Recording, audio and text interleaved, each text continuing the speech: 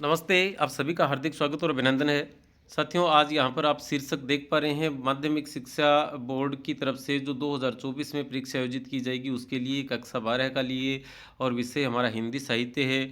और आज का जो टाइटल है वह है काव्य खंड के प्रश्नोत्तर अंतरा भाग 2 की। चलिए आगे बढ़ते हैं और इसमें आपको प्रश्नोत्तर महत्वपूर्ण प्रश्नोत्तर जो हैं वे मिलेंगे। आप इनको नोट डाउन कर सकते हैं या वीडियो देख सकते हैं, एक से ज़्यादा बार देख सकते हैं। वीडियो पूरा देखें ताकि आपकी तैयारी जो है वो बेहतर हो सके। पहला प्रश्न है, जयशंकर प्रसाद के साहित्य का प्रमुख स्वर क्या था? यदि 1 नंबर का ये प्रश्न होता है तब तो पहली एक लाइन लिख देनी ही पर्याप्त है, लेकिन यदि थोड़ा ज़्यादा होता है या 2 नंबर का प्रश्न है तो पूरी लाइनें हम यहाँ लिखेंगे। क्या लिखा है कि राष्ट्रीय जागरण प्रसाद के साहित्य का प्रधान स्वर था। उनके द्वारा लिखित नाटकों, कहानियों और कविताओं में प्राचीन भारतीय संस्कृति के गौरव और जीवन मूल्यों की झलक देखने को मिलती है। देवसेना का गीत जयशंकर प्रसाद के किस नाटक से लिया गया है? तो स्कंदगुप्त नाटक से। देवसेना कौन थी? देवसेना मालवा के राजा बंधु वर्मा की बहन थी। देवसेना किससे प्रेम करती थी? तो देवसेना स्कंदगुप्त से प्रेम करती थी। अगला प्रश्न है, स्कंदगुप्त किससे प्रेम करता था? तो स्कंदगुप्त मालवा के धन कुबेर, धन कुबेर का मतलब होता है सेठ, तो मालवा के सेठ की पुत्री विजया से प्रेम किया करता था। अगला प्रश्न है, देवसेना का गीत रचना में वर्णन प्राप्त होता है या किसका वर्णन प्राप्त होता है? तो उत्तर लिखेंगे कि देवसेना का गीत रचना में देवसेना अपने जीवन के अनुभवों पर दृष्टिपात कर रही है। मतलब जब युद्ध में उसके भाई वगैरह उसका पूरा परिवार मारा गया और स्कंदगुप्त हूणों से जीत कर वापस आते हैं और उसके बाद वो देवसेना से विवाह करने के लिए प्रस्ताव रखते हैं, तब उससे याद आता है कि पहले मैंने रखा था और मेरे साथ ये एक दुर्भाग्यपूर्ण घटना घटित हुई।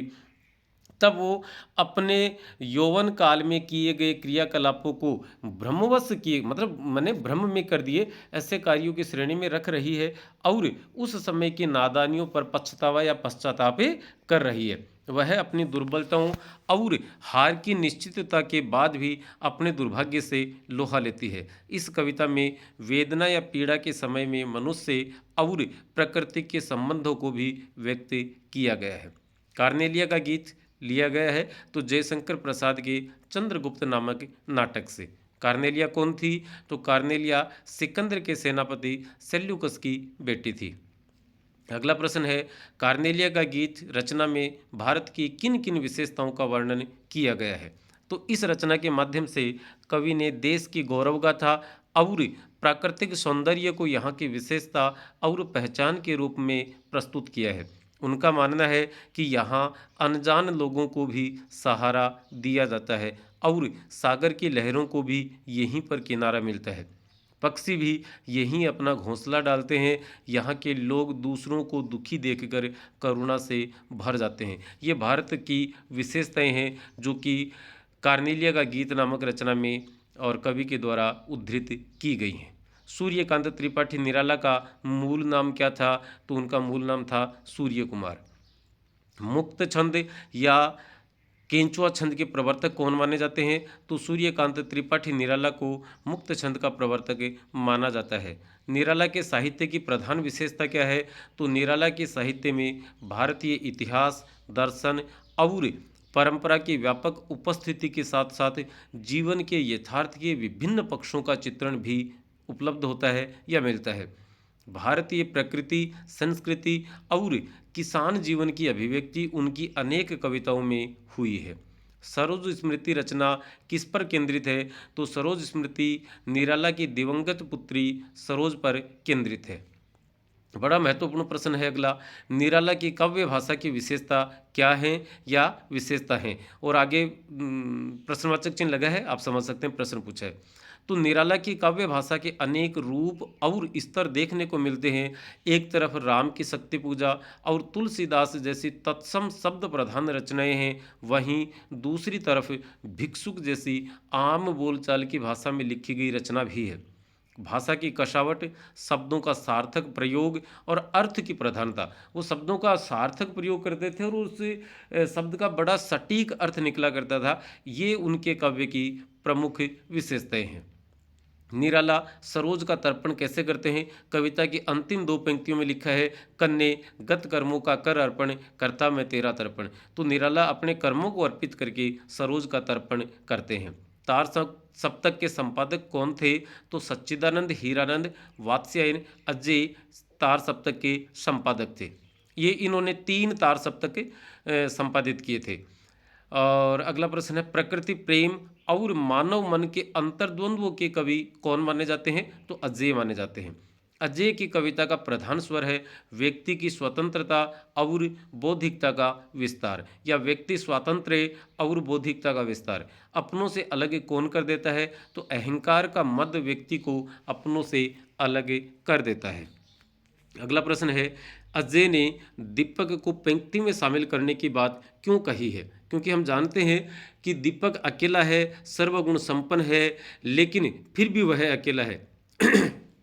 पंक्ति के लिहाज से देखा जाए तो उसकी जो सीमाएं हैं वो सीमित हैं, उसकी जो अपेक्षाएं हैं या उसके जो गुण हैं वो सीमित हैं। इसलिए कवि का मानना है, अब उत्तर देखते हैं। कवि का मानना है कि पंक्ति में शामिल कर लेने से दीपक की महत्ता और सार्थकता बढ़ जाती है। दीपक सभी प्रकार के गुणों और शक्तियों से संपन्न है, फिर भी वह अकेला है। हालांकि उसकी व्यक्तिगत सत्ता भी कम नहीं है, फिर भी पंक्ति की तुलना में तो वह अकेला ही है और उसकी सामर्थ्य सीमित भी है। क्योंकि एक आदमी की कितनी सामर्थ्य हो सकती है? पंक्ति में जुड़ जाने से उसकी ताकत बढ़ जाएगी और वह समाज के ज़्यादा काम आ सकेगा, उसकी सत्ता का सार्वभौमिकरण हो सकेगा। इसीलिए कवि ने दीपक को पंक्ति में शामिल करने की बात कही है। अगला प्रश्न है, कवि के अनुसार राष्ट्र कब मजबूत होता है? तो उत्तर लिखेंगे, जब प्रत्येक व्यक्ति समाज से जुड़ेगा तो समाज मजबूत होगा और मजबूत समाज से ही देश या राष्ट्र मजबूत बनेगा। अगला प्रश्न यह है, दीप अकेला पंक्ति कविता में कवि अजय ने किस बात पर बल दिया है? तो व्यक्तिगत सत्ता को सामाजिक सत्ता के साथ जोड़ने पर बल दिया गया है। यह दीप अकेला कविता में दीप और पंक्ति किसके प्रतीक है? तो इस रचना में दीप या दीपक व्यक्ति या व्यष्टि का और पंक्ति समाज या समष्टि के प्रतीक है। मैंने देखा एक बूंद कविता में किसका महत्व प्रतिपादित किया गया है? तो मैंने देखा एक बूंद कविता के माध्यम से जीवन में प्रत्येक क्षण या एक एक पल, प्रत्येक पल या एक पल या प्रत्येक क्षण के महत्व को प्रतिपादित किया गया है।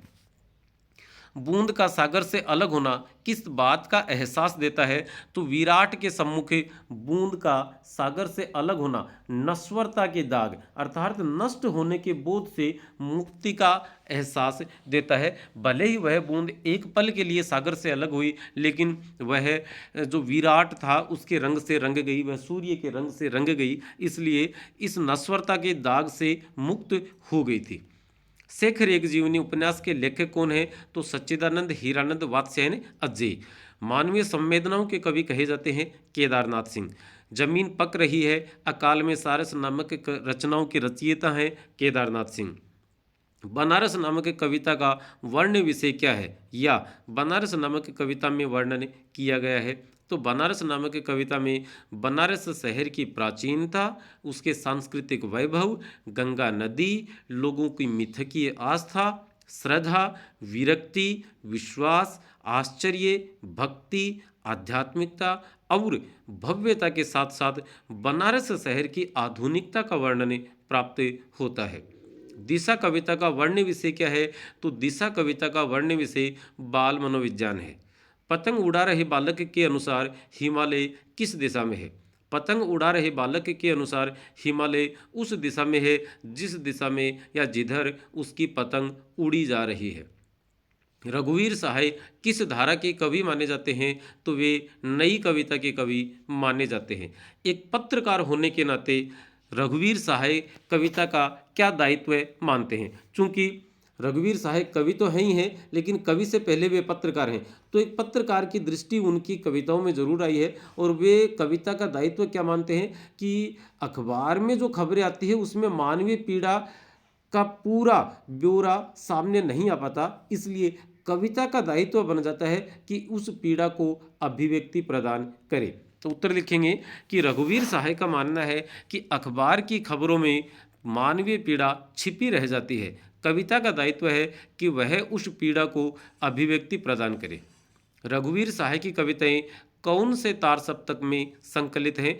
तो उत्तर लिखेंगे दूसरे तार सप्तक में। अगला प्रश्न है, रघुवीर सहाय की कविताओं की प्रमुख विशेषता है। तो भयभीत कर देने, ये बहुत महत्वपूर्ण प्रश्न है कि उनकी कविता की सबसे महत्वपूर्ण विशेषता क्या है। जीवन के हमारे जो अनुभव होते हैं वो भयाक्रांत या भयभीत कर देने वाले होते हैं, लेकिन और उनके अनुभव जो है उन अनुभवों से व्यक्ति आवेग में आ जाता है। लेकिन रघुवीर सहाय के साथ क्या होता है कि वे भयभीत कर देने वाले अनुभवों की आवेग रहित अभिव्यक्ति उनकी कविताओं में शामिल है। तो उन आवेग रहित अनुभवों की आवेग रहित अभिव्यक्ति ही उनकी कविताओं की प्रमुख विशेषता मानी जाएगी। रघुवीर सहाय को किस रचना के लिए साहित्य अकादमी पुरस्कार मिला था? तो लोग भूल गए हैं नामक काव्य संग्रह के लिए। और ये इस लोग भूल गए नामक काव्य संग्रह से आपने एक कविता हिंदी अनिवार्य की आरोह भाग 2 में पढ़ी थी, कैमरे में बंद अपाहिज।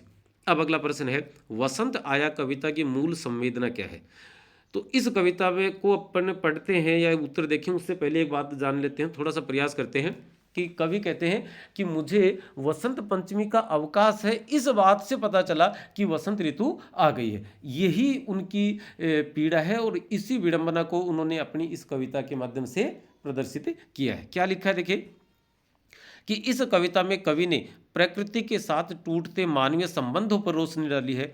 कवि का मानना है कि वर्तमान आधुनिक दौर में मानव का प्रकृति के साथ संबंध धीरे धीरे कम होता जा रहा है। हम मशीनों के अभ्यस्त होते जा रहे हैं, इस कारण हम प्रकृति में होने वाले परिवर्तनों को अनुभूत नहीं कर पा रहे हैं।